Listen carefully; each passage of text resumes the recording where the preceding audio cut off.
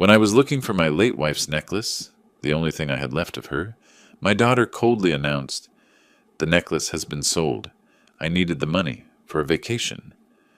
Shocked by her betrayal, I called the pawn shop to get it back. They said, "Sir, you won't believe what we found when we opened the locket on the pendant." This secret revealed the truth about my family. Before we continue, please subscribe to the channel and write in the comments what time it is where you are now. I stood in my bedroom staring at the empty velvet box, my hands trembling against the open drawer.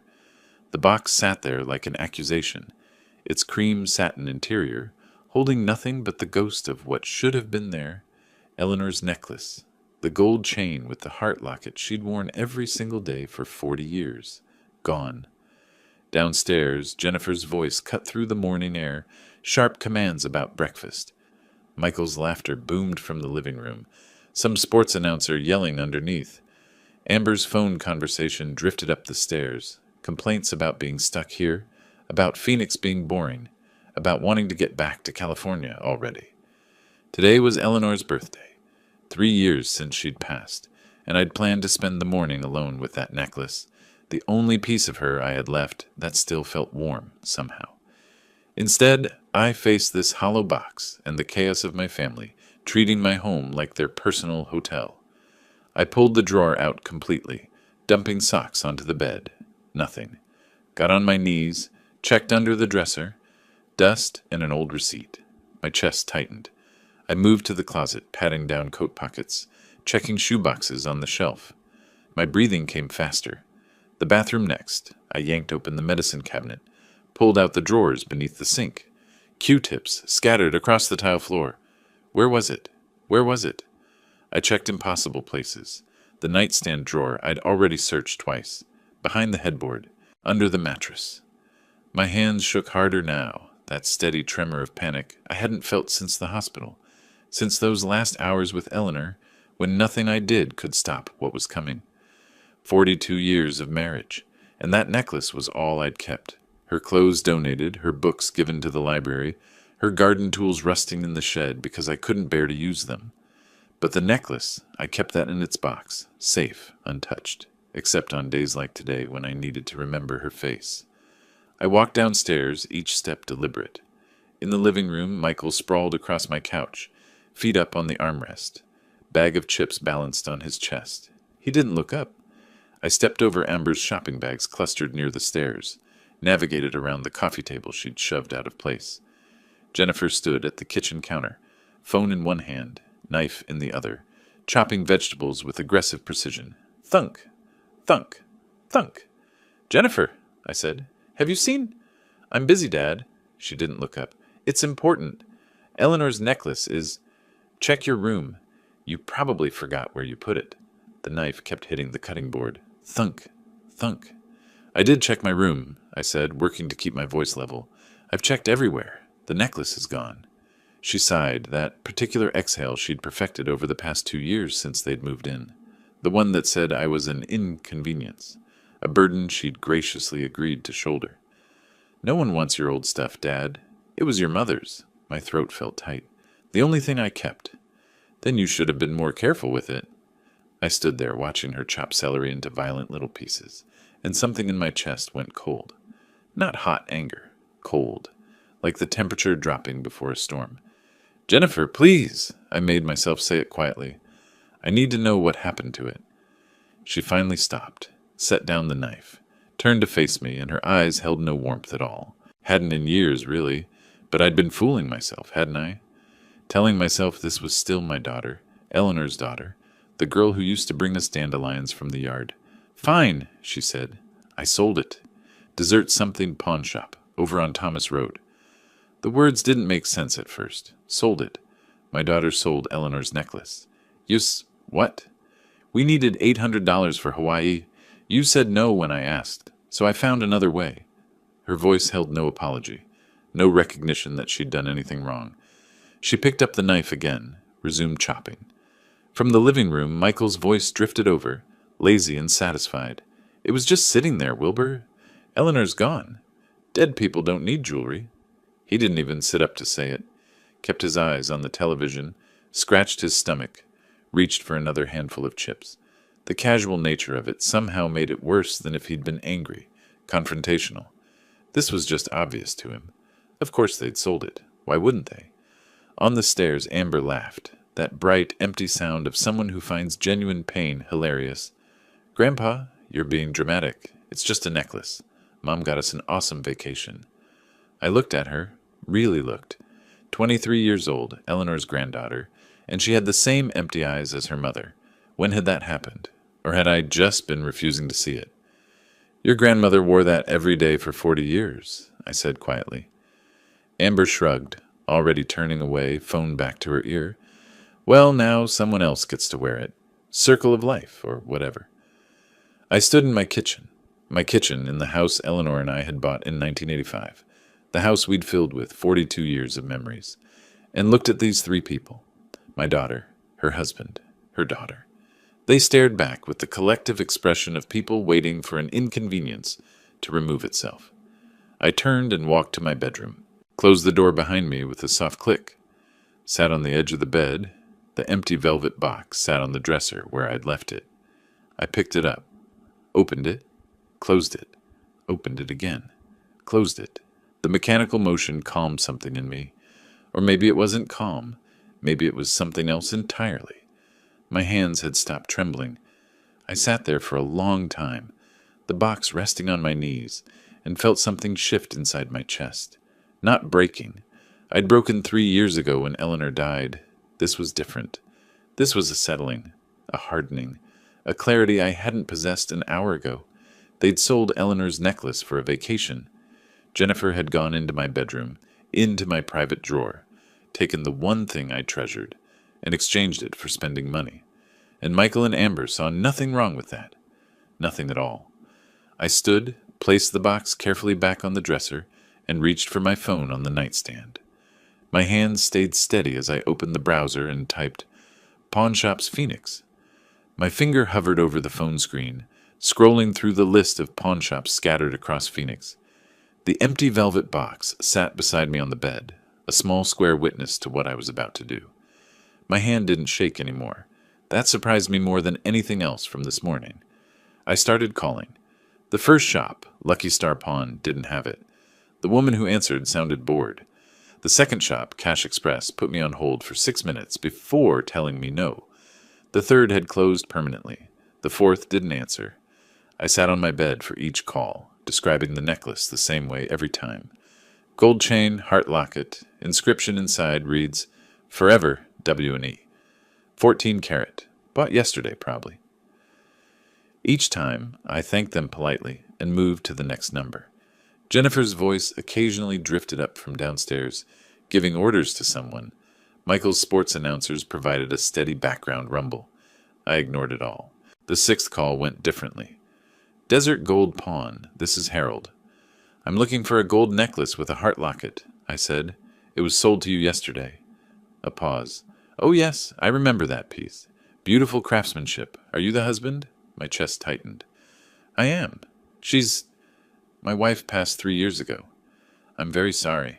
His voice held genuine sympathy. "Sir, there's something you should know about that locket." I straightened. "What do you mean?" When I was examining it, the locket opened. There was a small note inside. The room tilted slightly. "A note? I didn't know it opened." I removed it carefully, didn't want to damage it. Has numbers written on it. Bank something. 40 years. 40 years of marriage, and I'd never known the locket opened. Eleanor had worn it against her skin every single day, and I'd never thought to look for a clasp, never tried to open it. "Did you tell the woman who sold it?" I asked. "She was already gone." Honestly, I'm not sure she knew the locket opened either. She seemed in a hurry. Of course she had. Jennifer racing to convert my wife's jewelry into vacation money. She probably hadn't even looked at it closely, just saw gold and dollar signs. "I need to buy it back," I said. "How much?" I gave her $800. Fair value is closer to $1,200. It's 14 karat gold, and the craftsmanship is exceptional. "I'll pay the $1,200. Can I get it today?" "Come by any time before 6. I'll hold it for you. And sir," he paused, "I won't resell this to anyone else. It's yours." I thanked him, got the address, and sat for a moment looking at the phone in my hand. Eleanor had hidden something in that locket. A note with bank information. What else hadn't she told me? I stood, pocketed my wallet and keys, and walked downstairs. The family didn't look up as I passed through the living room. Michael's feet still claimed the couch, Amber hunched over her phone on the love seat, Jennifer somewhere in the back of the house. I walked out the front door into the November sunshine. The drive to Midtown took 30 minutes. I programmed the address into my phone's GPS and followed the calm voice through familiar streets, turned strange by purpose. Strip malls and auto shops and the occasional palm tree, Phoenix spreading out flat and beige in every direction. Desert gold. Pawn occupied a corner storefront between a nail salon and a tax preparation office. Bars on the windows, but clean bars. A neat sign. I parked in front and sat for a moment, hands on the steering wheel, preparing myself. Inside, the shop smelled like old leather and metal polish. Glass cases lined the walls, filled with jewelry and watches and cameras. A small man in his 50s stood behind the counter, gray hair neatly trimmed, reading glasses perched on his nose. "Mr. Davis?" he asked. "That's me?" "Harold Chen." He extended his hand and I shook it. "Let me get your necklace." He disappeared into a back room and returned carrying a small bundle wrapped in soft cloth. He unfolded it carefully on the counter, and there it was. Eleanor's necklace, the gold catching the fluorescent light, looking exactly as I remembered it, looking against her collarbone every morning for 4 decades. "The young woman who sold it," Harold said quietly. "Early 40s, seemed in a hurry. Didn't want to negotiate. I gave her $800 because that's fair for the weight, but I knew immediately it was worth more." He paused. "She your daughter?" I didn't answer that, just pulled out my wallet and counted out $1,200 bills. Harold had already prepared the paperwork. He pushed a small envelope across the counter. "The note," he said. "I put it in here for safekeeping." "Thank you," I managed. "Take care of it this time," he said gently. I drove 3 blocks before I had to pull over. My hands were shaking again, emotion flooding back now that the task was complete and I was alone.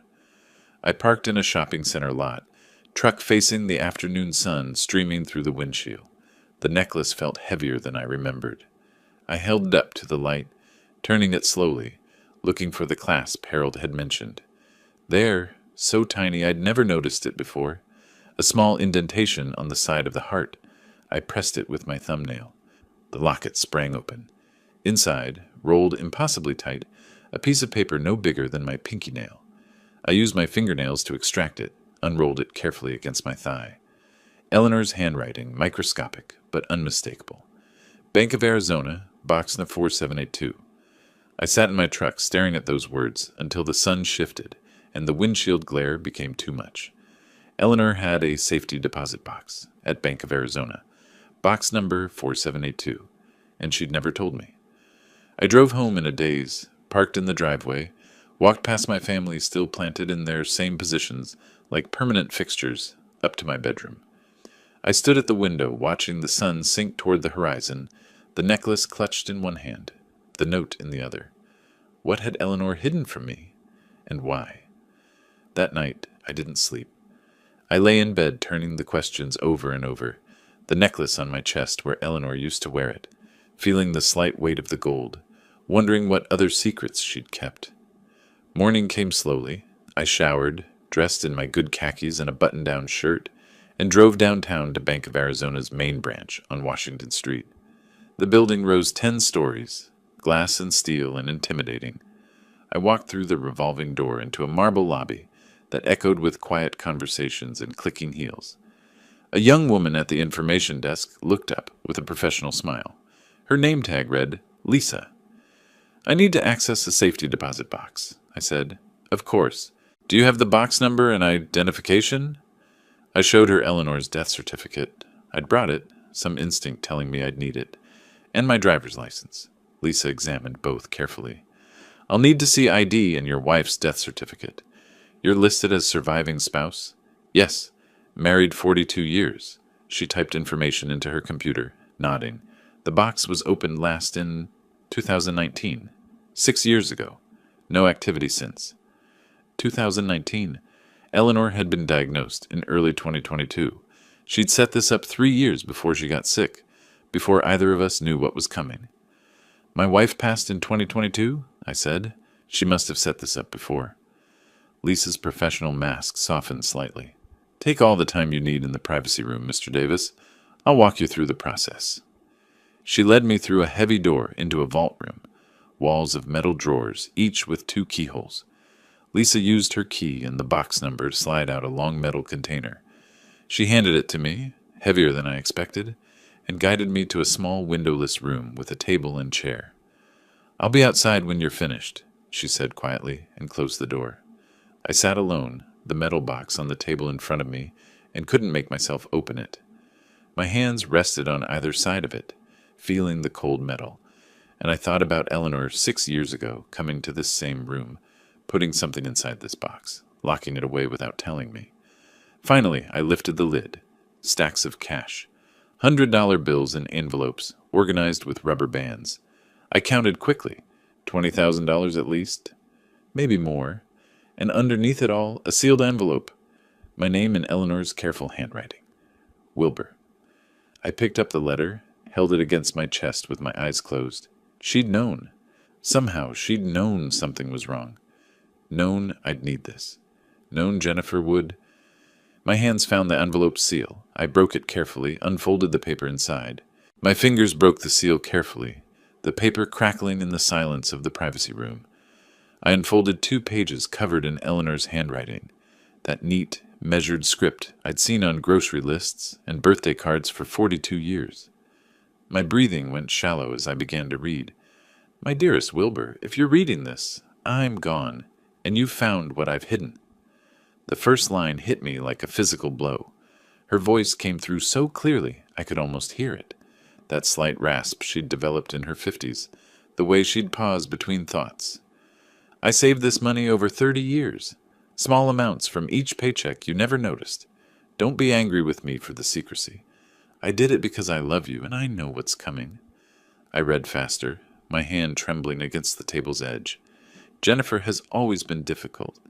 Remember when she was 25 and demanded we pay for her wedding, then didn't invite your brother because he couldn't give an expensive gift? I saw her true nature then, the way she treats people as transactions, the way nothing is ever enough." I did remember. Eleanor had been upset for weeks, but I'd dismissed it as normal wedding stress, mother-daughter tension. I'd made excuses for Jennifer. "After I'm gone, she'll see you as nothing more than a resource to drain. Michael will encourage it. He's always been a user. You know that, even if you won't say it. And Amber learns from her parents? I'm sorry to write these things, but you need to hear them." My jaw clenched. Eleanor had tried to warn me subtly over the years. Little comments I'd brushed aside as over-criticism, as a mother being too hard on her daughter, but she'd seen clearly what I'd refused to acknowledge. "These savings are for you, my dear. $27,000. To protect yourself when you finally see what I saw. Don't let them turn you into a victim. You're stronger than you know. Be strong. Live for yourself. The house, the money, everything, it's yours. You worked for it. Don't let them take it out of guilt or obligation." I stopped reading, pressed the letter against my chest. 27,000. Plus what was in the box, I'd counted quickly, estimated over 20,000 more. Eleanor had saved nearly $50,000 without me knowing. How had I not noticed? All those years of her working night shifts at the hospital, picking up extra hours, and I'd thought it was just her dedication to nursing. The final paragraph. "I wish I could be there to protect you, but I trust you'll know what to do when the time comes. You've always been thoughtful, methodical, careful. Use those strengths now. Don't be pushed around, and know that I love you more than anything in this world. Forever yours, Eleanor." I sat in that small room and reread certain passages. The wedding incident, the warning about Michael, the instructions to be strong. Every word felt like validation I hadn't known I desperately needed. Eleanor had seen everything, understood everything, and she'd prepared for this moment. I folded the letter precisely, placed it in my jacket pocket, over my heart. The cash stayed in the box, too much to carry safely, and I wasn't sure yet what I'd do with it. I stood, pushed the chair in, opened the door. Lisa looked up from her desk. "All finished, Mr. Davis?" "Yes, thank you for your help." "You're welcome. If you need to access the box again, just call ahead. I walked through the marble lobby, my footsteps echoing. Outside, afternoon sunlight hit me like a wall, harsh and unforgiving. I sat in my truck for 10 minutes, staring through the windshield at the parking garage's concrete wall opposite me, not really seeing it. Eleanor always having my back, even now, even from beyond. I touched the necklace under my shirt, felt the warm metal against my skin. The drive home happened on autopilot. Traffic lights, turn signals, merging lanes. At a red light on Central Avenue, I pressed my palm against the letter in my pocket. A horn blared behind me. The light had turned green. I drove forward, my mind processing everything I'd read. Home looked different when I pulled into the driveway. I sat watching through the front window before I got out. Jennifer on the couch, feet tucked under her, phone pressed to her ear, laughing at something.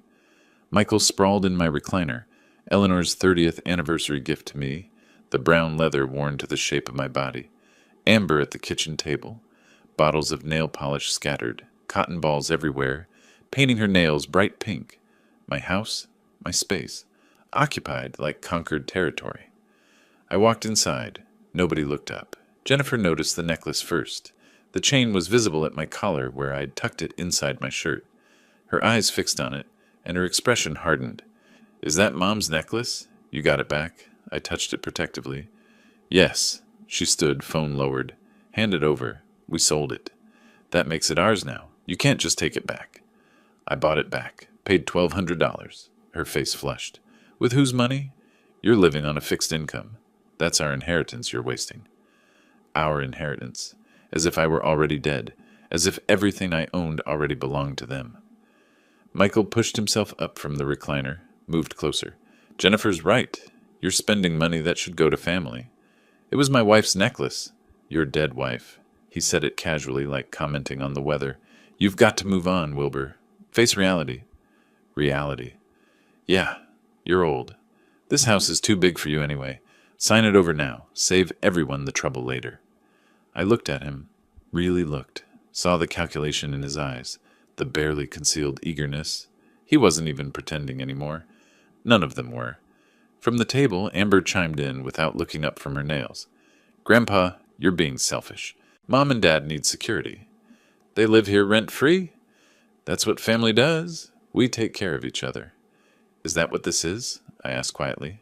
"Care?" Nobody answered that. Jennifer crossed her arms. Michael's jaw worked like he wanted to say more. Amber blew on her wet nails. I walked to my bedroom and closed the door. The soft click of the latch felt final somehow. I sat on the bed, took out Eleanor's letter, unfolded it, reread the final paragraph. "Be strong. Live for yourself." I placed the letter carefully in my nightstand drawer. From my desk, I retrieved a yellow legal pad and pen. Sat down at the desk Eleanor had bought at an estate sale years ago, the surface scarred and solid. At the top of the first page I wrote, "March 17th, actions taken." Below it, I began a list.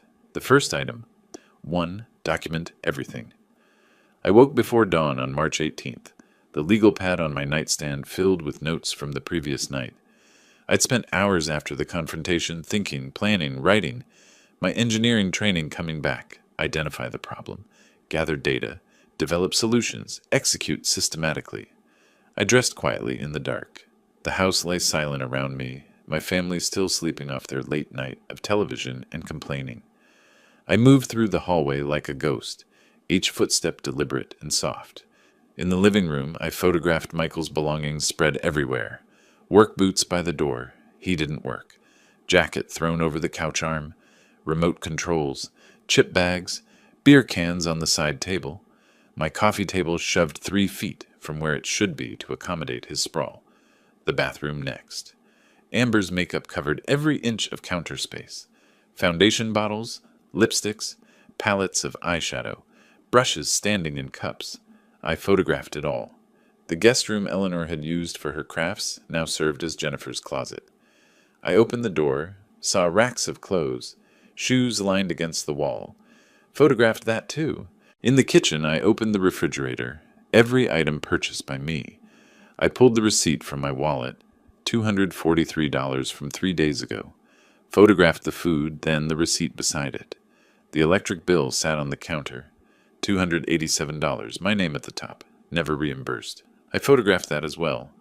Back in my bedroom by 6:30, I transferred the photos to my laptop, created folders, organized by date and category. This would be my evidence. Undeniable. Documented. Over the next 2 weeks, I became methodical about it, went through my filing cabinet, pulled documents I'd kept organized for years. The house deed, purchased 1905, paid off 2018, my name alone. Property tax records, all current, all paid by me. Utility bills going back 3 years, everyone showing zero contribution from Jennifer's family. On March 25th, when everyone left for the day, Jennifer to her part-time job at the dental office, Michael supposedly job hunting, Amber meeting friends, I installed the camera. I'd researched Arizona law carefully. Single-party consent for recording. My house, my right to secure it. I'd found a camera system online that disguised itself as a smoke detector, ordered it with 2-day shipping. The installation took an hour. I watched a tutorial on my laptop twice, then carefully removed the old smoke detector in the living room corner. The new unit looked identical but contained a wide-angle camera lens, barely visible behind the white plastic grating. I mounted it, tested the connection on my phone. Perfect view of the couch, the kitchen entrance, most of the main floor. I felt no guilt. This was my home, my property. They'd forfeited any expectation of privacy the moment they started plotting how to take everything from me. The recordings proved valuable quickly. By March 29th, I had hours of footage. That evening, I sat at my bedroom desk. Door locked, laptop open, watching. Jennifer's voice came through clearly. I can't believe he spent $1,200 on that necklace. That's our money. Michael from the couch. He's being selfish. Old people get like that. When this house is ours, first thing I'm doing is remodeling. This place is stuck in 1985. Might not have to wait too long. He's what, 67? How many years he got left, really? I saved the clip, labeled it carefully. Evidence 329, Inheritance Discussion MP4. Another clip from April 1st showed Amber on the phone with a friend sitting on the stairs. My grandpa is such a pain. He got all weird about my mom selling some old necklace. The friend's voice faint. Why'd she sell it? We needed Hawaii money. He wouldn't give it to us, so Mom took care of it herself. Honestly, I'll be glad when this house is ours and we don't have to deal with his drama. My face remained impassive as I watched. Saved the clip. Added it to the growing folder. The financial forensics took longer. I pulled 3 years of bank statements, spread them across my desk, created a spreadsheet. Every loan to Michael went into the document with dates and amounts. $500 for car repairs in May 2022. $1,200 for emergency dental in August 2022. $2,000 for an investment opportunity in November 2022. On and on, month after month. I added formulas. Watched the total climb. By the time I finished, the number at the bottom read, 18,500 Mauers. The actual repayment column contained nothing but zeros. I printed the spreadsheet, added it to my evidence folder. Found Jennifer's credit card statements mixed with my mail. She'd been using my address without asking. The Hawaii trip itemized clearly. $4,200 including flights, hotel, excursions, plus the $800 from selling Eleanor's necklace. By early April, my folder had grown thick with documentation. Photographs, videos, financial records, property documents, everything organized with tabs and labels. I sat at my desk one evening, the folder open before me, and knew it was time. I picked up my phone, searched Elder Law Attorneys Phoenix. Patricia Morrison's practice appeared third in the results. Protecting senior rights, experienced elder law attorney. I called the next morning. Her receptionist scheduled me for April 3rd at 2 in the afternoon.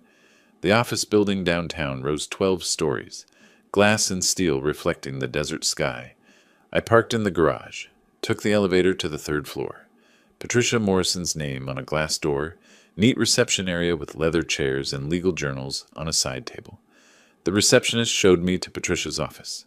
She stood to greet me, 50-ish gray-streaked dark hair pulled back, business suit, reading glasses on a chain around her neck. She shook my hand firmly, gestured to a chair across from her organized desk. Mr. Davis, tell me what's going on. I placed my evidence folder on her desk. My daughter and her family have been living in my house for 3 years. They don't pay rent or contribute anything to expenses. They've been exploiting me financially, and they're waiting for me to die so they can take everything. Patricia's expression didn't change. She opened the folder, began reviewing documents, made notes on her own legal pad, asked questions in a sharp, efficient manner. Do they pay anything toward household expenses? No? Have you asked them to leave? Not formally. Good. We'll do this properly. She continued through the folder, watching video clips on my laptop, examining the spreadsheet, reading the property documents. 20 minutes of silence except for her occasional questions. Finally, she looked up. Mr. Davis, this documentation is excellent. Very thorough. How long has your daughter's family lived there? 3 years since my wife passed. And they've never paid rent, utilities, or contributed to household expenses? Not a dollar. Jennifer says family doesn't charge family. Patricia nodded, writing. Did you invite them to live there permanently, or was it supposed to be temporary? Temporary. Just until they found a place. That was 3 years ago. She set down her pen, folded her hands. Under Arizona law, they're tenants at will. You can establish rental terms at any time. What if they refuse to pay? Then we have grounds for eviction. But we do this by the book. Everything documented, everything legal. How long does eviction take? If they contest it, maybe 3 months. But with your evidence of their behavior, the financial exploitation documented this thoroughly. I don't think it'll take that long. Most people leave when they realize you're serious. I touched the necklace under my shirt. Eleanor's presence still guiding me, still protecting. My retainer is $3,000, Patricia said. That covers initial filings, drafting the rental agreement, and the first phase of eviction proceedings if needed. That's fine. She studied me for a moment. You're certain you want to do this? They're your family.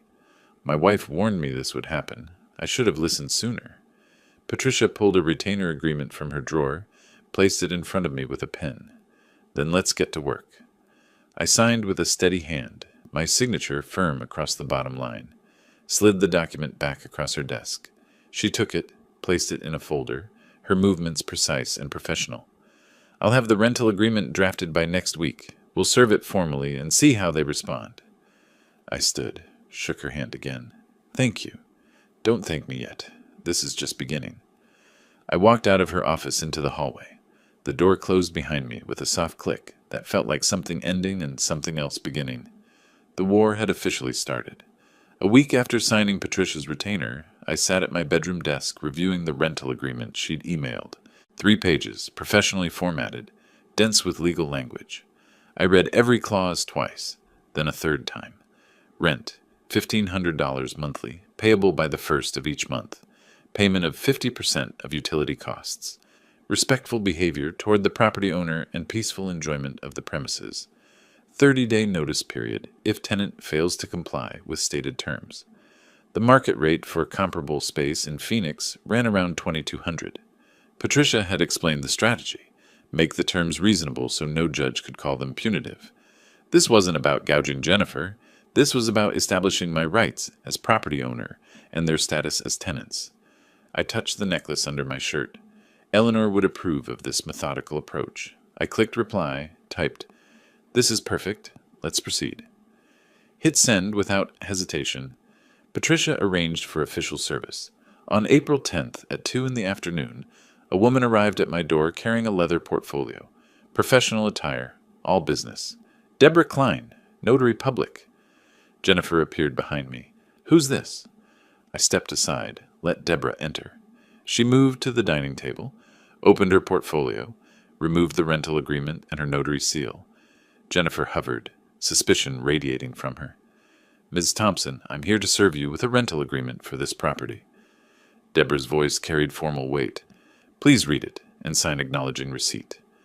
Jennifer snatched the document. Her eyes moved rapidly across the first page.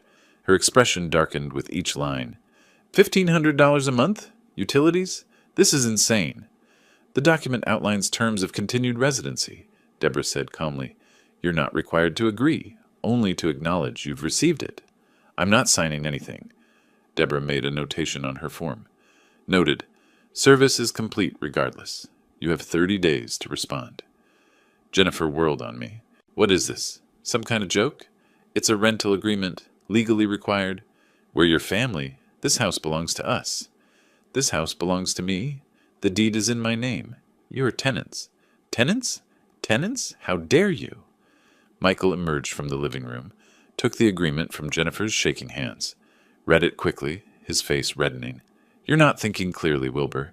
Maybe you need a doctor to evaluate your mental state. My mental state is fine. We'll see what a judge says. Competency hearing. We'll get guardianship. You're welcome to try. He stepped closer, using his height advantage. You have no idea what you're starting, old man. Deborah gathered her materials efficiently, clearly accustomed to hostile situations. She left without ceremony. The door closed behind her with a definitive click. The terms are reasonable, I said into the silence. Below market rate for rent in this neighborhood. We're not paying you rent, Jennifer's voice cracked. Then you need to leave. Michael's jaw worked. We're not going anywhere. You have 30 days. After that, the decision won't be yours anymore. I walked to my bedroom, closed the door, sat on the bed for a moment, breathing steadily. Through the walls, Jennifer's voice rose in fury. Michael's deeper rumble responded. Amber's higher pitch joined the chorus. I had other moves to make. The bank downtown took 30 minutes to reach. I parked in their garage, took the elevator up, asked for a manager. Marcus, early 30s, professional demeanor, led me to his office. How can I help you today, Mr. Davis? I slid Jennifer's old signature card across his desk. I need her removed from all access to my accounts. Marcus typed on his computer, frowned. She hasn't accessed the account recently, but there was an attempt last week, April 3rd. We denied it because she didn't have proper ID, but she claimed to be acting on your behalf. My jaw tightened. April 3rd. The same day I'd met with Patricia, Jennifer had tried to drain my accounts while I was securing legal representation. Remove her completely. New passwords. New security questions. I'll flag the account for fraud attempts as well. Marcus made notes. Would you like documentation of the attempted access? Yes. Print the security log. He did. I added it to my growing evidence folder.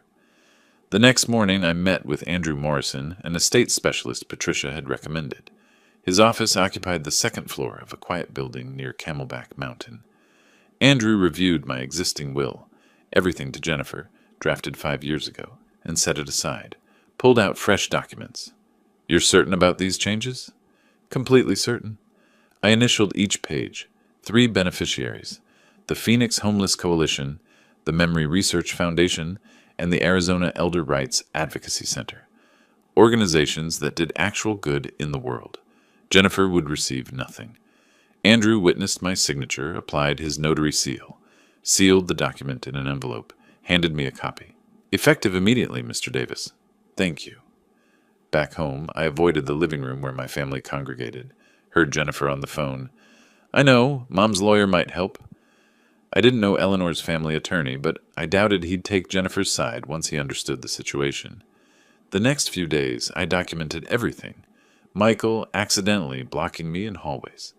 Jennifer going through my mail. I found several pieces opened and refolded, hidden in the kitchen drawer under dish towels, including Patricia's letter with detailed legal strategy. Federal crime, mail tampering. I photographed the violated envelopes, the hiding place, everything. April 14th, evening. I tried leaving my bedroom for dinner.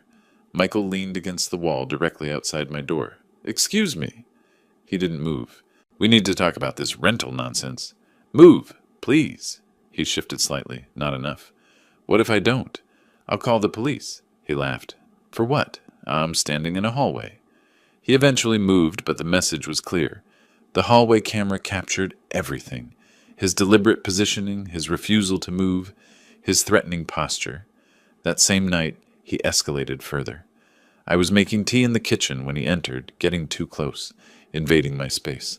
When I tried to step around him, he shoved me. Not hard enough to knock me down, but enough to make me stumble against the counter. Careful, old man. Accidents happen at your age. The rear camera captured it perfectly, his hand making contact, my body shifting from the force, his satisfied smirk. I didn't respond. Took my tea to my bedroom, locked the door. At my desk, I compiled everything methodically. Video of Michael blocking my door. Video of the push, clear assault, photos of intercepted mail, bank notifications about Jennifer's access attempt. I created a folder, emergency eviction evidence, with organized subfolders. Wrote an email to Patricia detailing each violation. Attached the complete folder. Her response came within minutes. Call me immediately. This changes everything. I called. She answered on the first ring. Wilbur, the push is assault. The mail tampering is federal. The bank fraud attempt is elder exploitation. What does this mean? It means we're not waiting 30 days. I'm filing for emergency eviction based on domestic violence and financial abuse. How fast? Court hearing within 2 weeks. Bring all your evidence. They're going to regret escalating this. April 15th. Another notification from my bank appeared in my inbox. Jennifer had made a second attempt to access my account, this time claiming I'd granted her power of attorney. The bank denied it, flagged it as potential elder fraud. I forwarded the email to Patricia. Subject line, escalation. Message body, one word, more ammunition. I clicked send, watched the confirmation appear, closed the laptop slowly. Through my bedroom door, Jennifer and Michael's voices rose in argument, planning their next move, no doubt, still believing they held some cards. They had no idea what was coming. The next morning, I walked into my kitchen to find Jennifer sitting at the table with a stranger, a man in a cheap suit, briefcase open, papers spread before him. Jennifer's eyes were red-rimmed, tissues crumpled in her fist. She looked up. Dad, this is my attorney, Mr. Carlson. We need to talk. Robert Carlson stood, extended his hand. I shook it, but remained standing. Mr. Davis, I've reviewed the rental agreement you served on my client. He gestured to a chair. I didn't sit. I believe there's room for negotiation. The terms stand. Jennifer made pleading gestures from her seat. Carlson glanced at her, then back to me. Sir, may I speak frankly? He didn't wait for permission. You're well within your rights. The house is titled in your name alone. The rental terms are reasonable, actually below market rate. My legal advice to my client is to comply with the agreement or relocate. Jennifer's face crumbled. That can't be right. Tell him he's wrong, Dad. He's not wrong. Carlson closed his briefcase with a decisive snap. Ms. Thompson, your father owns this property outright. You're not on the deed, not on the mortgage history. There's no adverse possession claim after only 3 years. Familial relationship doesn't create property rights. Legally, you're a tenant at will, and he's establishing formal terms. But I'm his daughter. I have rights. Not to his property. I'm sorry. Carlson stood. Mr. Davis, if you'll excuse me. He left quickly, clearly wanting distance from Jennifer's mounting hysteria. The moment the door closed, Jennifer turned on me. I can't believe you're doing this. Mom would be devastated. Your mother left me a letter. She warned me about you. Jennifer froze. What letter? You're lying. She knew exactly who you were. She was right about everything. Her tears stopped as if a switch had flipped. Her voice hardened. You're going to regret this. She stormed to the guest room, slammed the door. I heard her on the phone immediately, voice rising and falling in complaint. Over the next days, she launched a systematic campaign. Knocked on my bedroom door midday, transformed into vulnerability, clutched tissues, eyes swimming with manufactured tears. Dad, please, I'm not sleeping. I'm developing chest pains. The stress is killing me. She reached for my hand. I kept mine at my side. I've given up so much to be here with you after Mom died. How can you do this to me? I looked at her performance with detachment. Eleanor's letter had inoculated me against this manipulation. You have 29 days left. I closed the door. Her sob sounded fake, even through the wood. Michael's approach was different.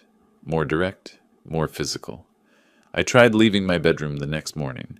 He was in the hallway, leaning against the wall, directly in front of my door. Not quite blocking it, but close enough that I'd have to squeeze past him. Excuse me. He didn't move. We need to talk about this rental nonsense. Move, please. He shifted his weight. Not enough to create passage. What if I don't? I'll call the police. For what? I'm standing in a hallway. His smile held no warmth, waiting to use the bathroom. That a crime? He eventually moved, but not before making me turn sideways to pass. The hallway camera captured his deliberate positioning, his calculated intimidation. That afternoon, I found my mail in the kitchen drawer again. 3 days' worth, including another letter from Patricia. already opened. My hands shook as I photographed the evidence. Federal mail tampering. I sent the photos to Patricia immediately.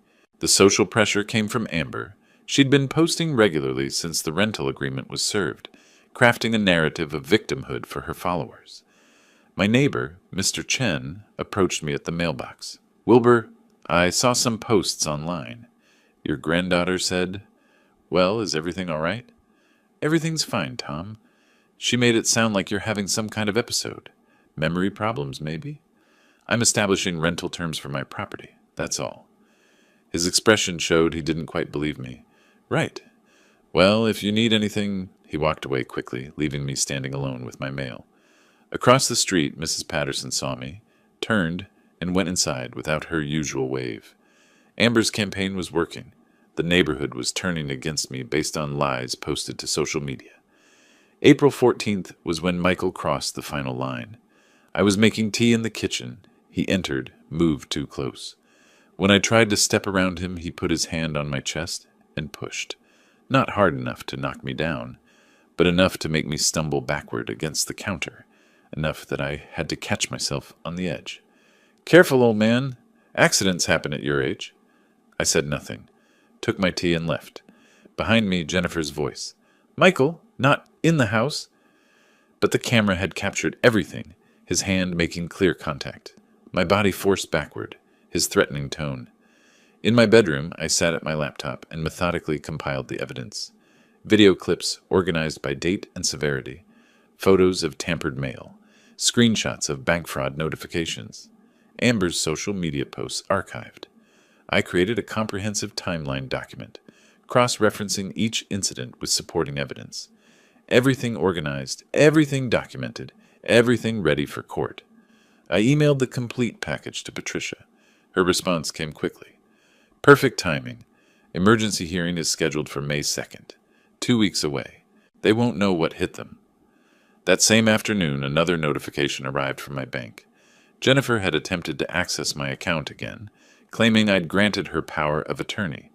The bank denied it, flagged the account, contacted me to verify. I called them immediately, confirmed the fraud attempt, requested full documentation. They sent it within the hour. I forwarded it to Patricia with one word in the message body. "More ammunition." Her reply, "This is textbook elder financial exploitation. Combined with the assault and mail tampering, we have an overwhelming case. Start packing their belongings mentally. They're done." I stood at my bedroom window watching the sun sink toward the western mountains. Phoenix spread out below in the amber light, the city where Eleanor and I had built our life together, where we'd raised Jennifer, bought this house, worked and saved and planned for a future we'd thought would be peaceful. In the living room, I could hear my family arguing, Jennifer's voice sharp with panic, Michael's defensive rumble, Amber whining about having to move. They still thought they were winning, still believed their tears and threats and social media posts would force me to capitulate. They had no idea the trap had already closed around them. I touched Eleanor's necklace through my shirt, felt the warm gold against my skin, and allowed myself the smallest smile. 2 weeks until the hearing, 14 days until justice arrived. I could wait. 2 weeks later, I sat in a courtroom watching Judge Margaret Stone review documents at her bench. The emergency hearing had arrived. Patricia sat beside me, 2 accordion folders on the table before her. Across the aisle, Jennifer huddled with Carlson and Michael, all 3 avoiding my gaze. Judge Stone looked up, steel gray hair framing sharp eyes that had clearly seen through countless family disputes. "I've reviewed the evidence submitted by Ms. Morrison. The videos are particularly disturbing." Carlson stood. "Your Honor, this is a family dispute. Emotions are running." "Mr. Carlson, assault is assault, regardless of family relationship, and the mail tampering is a federal offense." The judge's voice cut through his excuse. "I'm issuing a temporary restraining order. Mr. Thompson will maintain a distance of at least 10 feet from Mr. Davis at all times within the shared residence. Any violation will result in immediate arrest." Michael nodded reluctantly, jaw tight. "The full eviction hearing is scheduled for July 2nd. Mr. Davis is within his rights to establish rental terms or request vacation of his property." Patricia leaned close as we stood. 2 months, but we're winning. The family returned home that afternoon. The restraining order changed nothing fundamental. Michael kept his distance physically, but the hostility remained thick as smoke. They refused to pay the $1,500, ignored every communication from Patricia. They were squatting in my house, betting I'd give up. Mid-May, I made a decision that surprised even Patricia. I want to sell the house. Silence on the phone then. Wilbur, that's radical, but strategically brilliant. Remove the asset they're fighting over. Exactly. She recommended Robert Santos, a real estate agent who handled difficult situations professionally. He arrived May 20th at 10 in the morning carrying a leather portfolio and digital camera. Mr. Davis, let's see what we're working with. I walked him through. He photographed each room, living room with family clutter pushed aside, kitchen dated but functional, bedrooms showing wear. He measured with a laser device, made notes on a tablet. Jennifer watched from the hallway, arms crossed, suspicious but not yet understanding. In the backyard, Robert measured the fence line. Jennifer stormed out. "Who are you? What are you doing?" Robert remained professional. "I'm a licensed real estate agent conducting a property assessment." She turned to me on the patio, face draining of color. "Dad, what's going on?" "I'm selling the house." No, you can't." She advanced, then stopped, remembering the restraining order applied to Michael, calculating whether it applied to her. "This house is ours. I grew up here." "It's my house, my name on the deed, my decision." Robert finished his measurements, thanked me quietly, left Jennifer standing in the yard looking stricken. The next day he called with his assessment. "The property is in good condition. Some cosmetic updates would help, but it's marketable as is. I'd list at $385,000. You should expect offers in the $375 to $385 range within 2 weeks." "How fast can we move?" "List it tomorrow. With the Phoenix market, you'll have offers by the weekend." "Do it." A week later, Robert returned with a company truck and assistant. They installed a large sign in the front yard, bright red and white, impossible to miss. "For sale," in bold letters, Robert's photo and phone number below. Jennifer watched from the living room window, face twisted with rage and disbelief. Within hours, the listing went live online. My phone buzzed with a notification. "Your property is now active on the MLS." I showed Patricia via video call. She smiled. "Perfect." The first showing happened 3 days later. A young couple, Sarah and Marcus Chen, both in their early 30s, walked through awkwardly. I'd retreated to my bedroom, but I could hear them moving through the house. Jennifer's family stayed put, glaring at the intruders. Michael deliberately sprawled on the couch, making them uncomfortable. The young woman's voice drifted down the hall. "Are the current occupants included?" Robert's diplomatic response. "The property will be vacant at closing." Despite the hostility, they were interested. Robert called me that evening. "They're making an offer, $383,000. $2,000 under asking, but they're pre-approved and want a fast close." "Accept it." "You're sure? You don't want to counter for the full asking price?" "Speed matters more than $2,000. "Accept it." Meanwhile, Jennifer made desperate attempts to build a defense. I watched from my window as she approached Mrs. Patterson on the sidewalk. Their voices carried across the yard. "Mrs. Patterson, I need your help. My father is trying to evict us." "Can you testify that I've been caring for him?" Mrs. Patterson's discomfort was visible, even from a distance. "Oh dear, I'm not sure I can do that. You've seen me here. You know I take care of him." "Jennifer, honey, I've seen you and your family living in his house. I haven't seen much. Caring, if I'm honest. You don't understand the situation." "I think I understand it just fine." Mrs. Patterson walked away quickly. Jennifer tried 2 more neighbors with similar results. Nobody would testify to something they hadn't witnessed. Late May, I met Robert at a coffee shop to finalize the acceptance. He spread the purchase offer across the small table, multiple pages of legal documents, pointed to signature lines highlighted in yellow. "Initial here, here, and here. Sign at the bottom." I picked up his pen, a heavy silver instrument, initialed 3 pages carefully, signed my full name on the acceptance page. Wilbur Davis. My signature was firm, unhesitating.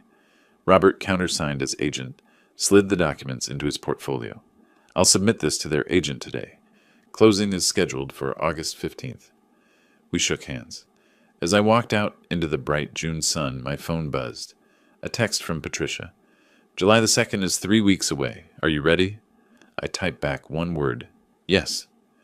I woke before dawn on July 2nd, dressed in the dark suit I'd worn to Eleanor's funeral 3 years earlier. Straightened my tie in the mirror, seeing my own face older now, harder somehow. I touched the necklace under my shirt, felt the warm gold through the fabric. Today was the day. Patricia met me in the courthouse hallway at 9. She wore a sharp business suit, carried those same accordion folders, now even thicker with evidence. We have everything we need, she said. Video evidence, financial records, medical documentation, witness statements from neighbors. Jennifer arrived moments later with Carlson, Michael, and Amber. We sat on opposite sides of the hallway, not speaking. The silence felt appropriate. At 10, we filed into the courtroom. Judge Stone took her bench, reviewed papers briefly, looked up. Ms. Morrison, you may proceed.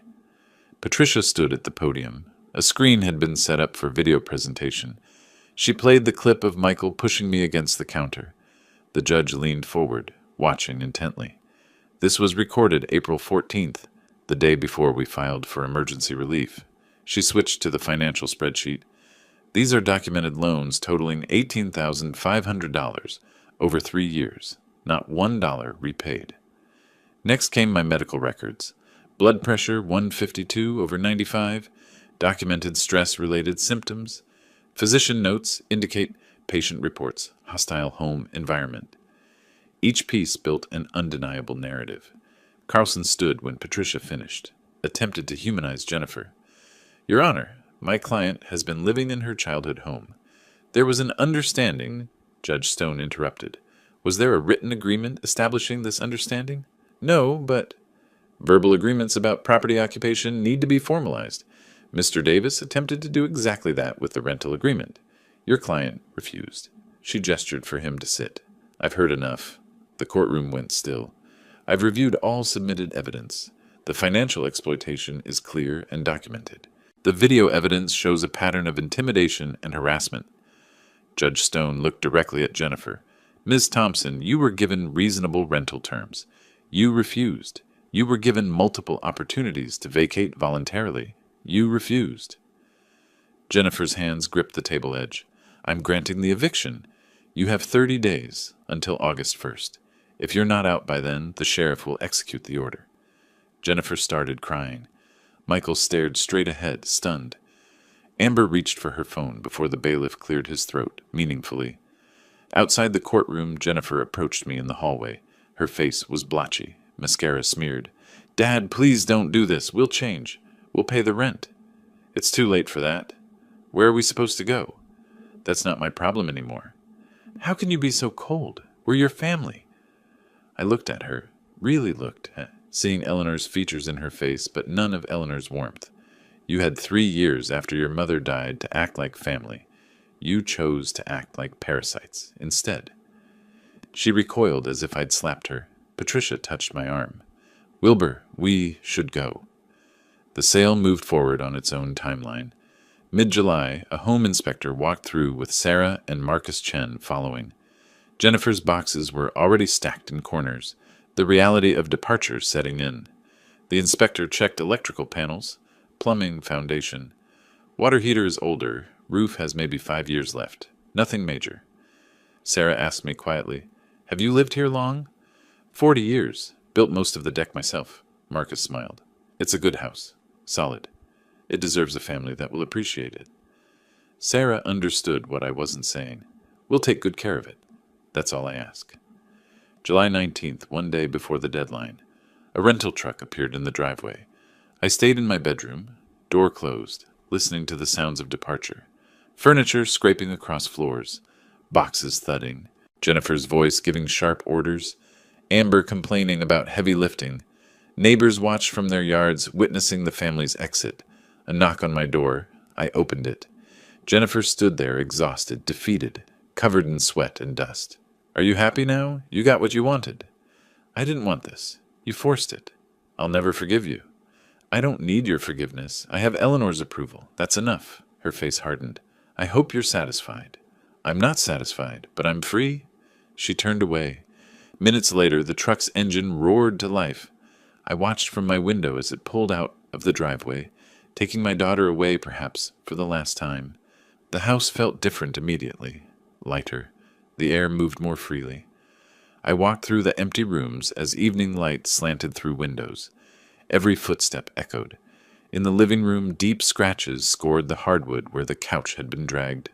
The master bedroom had a fist-sized hole in the wall, Michael's anger leaving its mark. The kitchen counter was stained. A cabinet door hung crooked. I photographed everything with my phone, narrating quietly.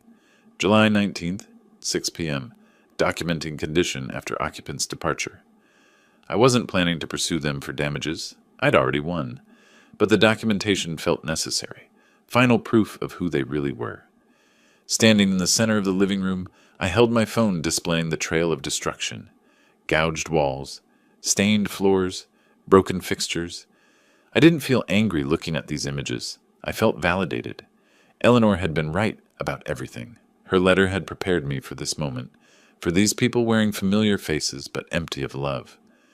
Through the front window, the for sale sign stood in the yard with a red sold rider attached at the top. 4 weeks until closing. 4 weeks until I left this house forever. I touched the necklace one more time, then walked to my bedroom to begin my own packing. The quiet was extraordinary. After 3 years of chaos and voices and demands and hostility, the silence felt like a gift. I was free. 3 days after the family left, I sat at my laptop in the empty house, browsing real estate listings in Scottsdale. The silence echoed around me, footsteps, breathing, the click of keys, all amplified by absence. My packed boxes lined the walls, a lifetime compressed into cardboard. I'd set specific search parameters: 2-bedroom condo or apartment, safe neighborhood, under $200,000, starting over at 67, entirely on my terms. The first property I viewed felt wrong. Too modern, all glass and steel, no warmth. The second was ground floor, which made me uneasy after years of feeling vulnerable in my own home. Then the realtor showed me a second-floor apartment in a quiet Scottsdale complex. It's a 55-plus community, very quiet, very secure. I stepped onto the balcony. Mountain views, afternoon breeze, other residents my age walking dogs below. The complex had a security gate, cameras, a community room I'd probably never use. "Can we make an offer today?" She looked surprised. "Of course. What are you thinking?" "Full asking price, cash, no contingencies." By early August, the purchase was finalized. $195,000. I used Eleanor's hidden money and part of the house proceeds. No mortgage. The freedom of that felt extraordinary. I spent a week transforming the second bedroom into a workshop. Unpacked power tools still wrapped in factory plastic. I'd sold my old equipment years ago when Jennifer's needs consumed my time and space. Now I set up a workbench, installed pegboard for tools, arranged storage bins methodically. The table saws were, when I tested it, was deeply satisfying. Familiar. I selected oak from my first lumber purchase, began cutting pieces for a shadow box, for Eleanor's necklace. Sawdust filled the air. For the first time in years, I was creating something, rather than managing someone else's chaos. August 15th arrived, closing day. I met Sarah and Marcus Chen at the title company. Bland office, beige walls, stack of documents. We sat across from each other at the conference table. The title officer explained each document. I signed page after page, my signature automatic, from decades of engineering contracts. Sarah slid an envelope across the table. "We wrote you a letter. For later." I accepted it, tucked it in my jacket. Marcus handed over a check for the remaining proceeds. The title officer passed the house keys to the Chens. Sarah's eyes were bright. "Thank you for trusting us with your home." "Make it yours now. That's what it needs." I walked out carrying only a box of photos and Eleanor's necklace. Didn't look back. Drove directly to my new apartment, unpacked my minimal belongings. That evening I sat on my new couch in the quiet space that was entirely mine. Opened Sarah's envelope, read their letter. "We want you to know we understand the sacrifice you made. We'll fill it with love and laughter. You gave us more than a house. You gave us a future." I folded it carefully, placed it in my desk drawer beside Eleanor's letter. 2 messages of hope from 2 different sources. Meanwhile, I'd opened a new bank account at a different institution. transferred approximately $210,000 after all purchases and expenses, set up automatic payments for utilities, HOA fees, everything organized with the precision I'd once applied to engineering projects. For the first time in years, I reviewed my accounts without anxiety, without wondering what Jennifer had taken or Michael had borrowed. She tried calling me. I watched her name appear on my screen, let it go to voicemail, didn't listen. Another call. Another. I opened my settings, scrolled to block contact. Confirmed. A text from a different number. Michael's. You owe us. We're family. Block. Another from Amber's number. Grandpa, please answer. Block. I changed my number the next day, gave it only to Patricia, my doctor, and the complex security office. Late August, a knock on my apartment door. I looked through the peephole. Jennifer stood there, looking exhausted, desperate. Dad, I know you're in there. Please, we need to talk. We made mistakes, but we're family. I backed away silently, sat in my armchair. Her voice continued, muffled through the door. We're struggling. We can't afford... Please, Dad. More knocking. A door opened down the hall. A male voice. Ma'am, if you don't leave, I'm calling security. Jennifer. This is my father. He's not answering. You need to go. Footsteps retreating. Finally silence. I felt no guilt. I felt free. That evening I stood in my workshop working on the shadow box. Oak with dovetail joints, requiring precision and patience. I applied wood glue carefully, fit the pieces together, clamped them to dry. When it was finished, I mounted Eleanor's necklace inside, hung it on my living room wall in a place of honor. The gold caught the lamplight, glowing softly. I walked to my window, looked out at the Scottsdale Mountains, darkening against the orange sky. Tomorrow was August 28th, 3 years since Eleanor passed. I had plans for that anniversary. Good plans, peaceful plans. 2 days before Eleanor's anniversary, I sat in Patricia Morrison's office one last time. She slid a document across her desk, my newly finalized will. It's official. Everything goes to the 3 charities, as you specified. Your daughter is explicitly excluded with an explanation that she's already received what you consider her fair share during your lifetime. I read the relevant section aloud quietly. To my daughter, Jennifer Davis Thompson, I leave nothing, as she has already received substantial financial support during my lifetime and has demonstrated through her actions that she values my assets more than our relationship. I initialed each page, signed all 3 copies. Patricia and her paralegal witnessed. The notary seal was applied. You're protected, Patricia said. She showed me another document, a medical report from Dr. Sarah Patel, geriatric specialist. Jennifer tried to file for guardianship, claimed you were mentally incompetent to manage your affairs. I wasn't surprised. I arranged for a comprehensive evaluation. The results, cognitively sharp, physically healthy, fully competent. Her petition was dismissed immediately. I felt vindicated but not shocked. I'd always known I was fine. Jennifer was the one who was broken. Patricia handed me another letter. This came from Carlson yesterday, requesting family mediation to repair relationships. I read it once. The desperation was transparent. Jennifer needed money, hoped reconciliation might lead to some inheritance. No, I said simply. I'll draft a response declining. The matter is closed. Thank you, Patricia. For everything, she smiled. It was my pleasure, Wilbur. You deserve justice. August 28th arrived. 3 years exactly since Eleanor's death. I woke before dawn in my new apartment, made coffee in my small kitchen. The familiar ritual felt right. I carefully removed Eleanor's necklace from the shadow box, held it in my palm. The metal was cool, the heart-shaped locket perfect. I opened it. The tiny space where her note had been hidden was empty now, but I remembered every word.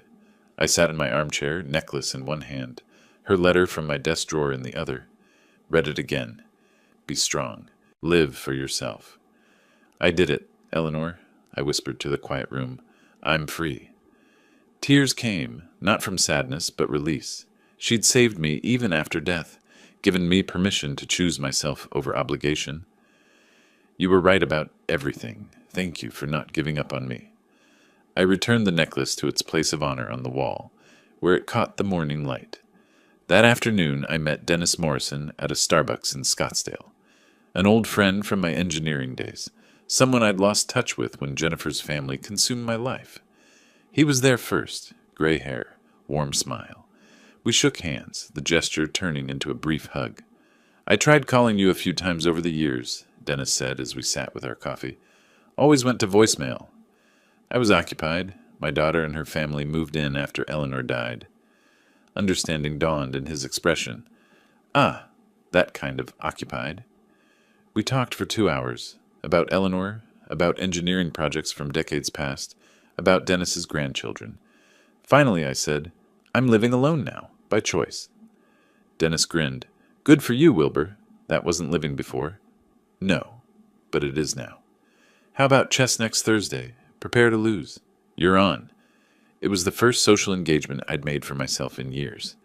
That evening I stood in my workshop, working on an oak box, dovetail joints, requiring precision and patience. I'd built the shadow box for Eleanor's necklace. This box had no specific purpose yet. Maybe I'd give it to Dennis. Maybe I'd keep it for my own small treasures. It didn't matter. What mattered was that I was making it with my own hands, in my own time, for my own reasons. I applied glue to the final joint, fitted the pieces together carefully, ran my hand over the smooth wood, feeling the grain. The satisfaction was profound. As I worked, I thought about the journey, Eleanor's letter hidden in the necklace, the discovery of her savings, the legal battle, Patricia's expertise, the house sale, this new beginning. I didn't feel victorious. I felt balanced. I cleaned my tools methodically, swept the sawdust, examined the completed box in the light. The joints were perfect. I set it on the workbench, satisfied with my work, turned off the shop light and walked into my living room. Eleanor's necklace glowed softly in the evening light from the window. The gold caught the last rays of sun, throwing tiny reflections across the wall, like stars, like promises kept. I walked to the window, looked out at the Scottsdale Mountains, darkening against the orange sky. My phone sat silent on the counter. My number, my contacts, my control. Tomorrow I'd meet Dennis for chess. Next week I'd finish another project in my workshop. The month after that, who knew? The future was unwritten, and for the first time in years that felt like freedom rather than fear. I touched my shirt where the necklace used to rest against my chest. It was on the wall now, visible, honored, but no longer armor. I didn't need armor anymore. I smiled, a genuine, peaceful smile, and turned toward my kitchen to make dinner. Just for myself. Exactly enough.